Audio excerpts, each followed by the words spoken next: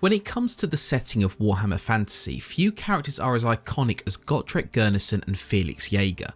Over the course of several much loved novels and short stories, we see the Dwarf Slayer and his human rememberer overcome cursed dragons, hordes of Chaos Marauders, demons and scheming Skaven, and even aid the gods themselves. It's an incredible saga that's worth exploring and has cemented the pair's place in Warhammer history.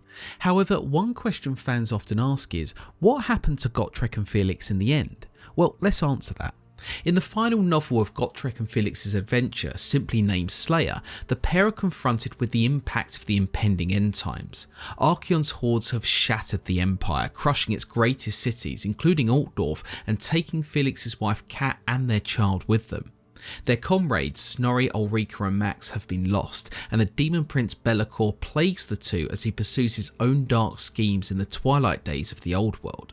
In the end, all Gotrek and Felix can do is cling to some small hope that an ancient power found in Karadrangazi, the fortress of the first Slayer, can help them to make some small difference and potentially stave off the end times a little longer. What they find though is far more tragic than either could have expected. Deep in the bowels of the fortress, in a magical space that borders both the mortal world and the realm of chaos, the heroes find the dwarven god Grimnir. The ancestor god has, they discover, watched over this boundary between the two worlds for over 10,000 years, guarding it against uncountable legions of demons.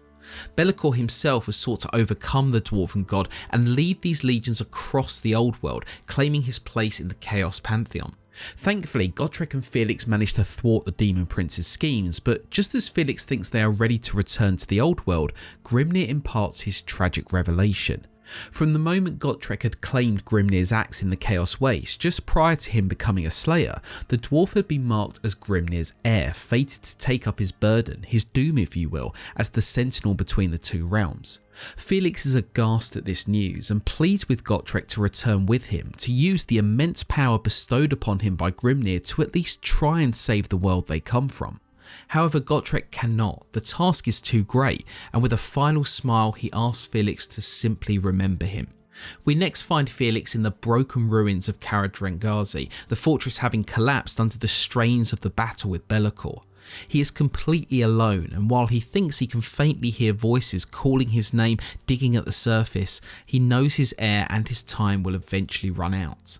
Reluctantly, he accepts that his own fight for the old world is over, and all that remains is to fulfill his oath to record his friend's final doom. And so, in the fading light of his magical sword Caragor, he takes up his pen and quill and writes for the final time.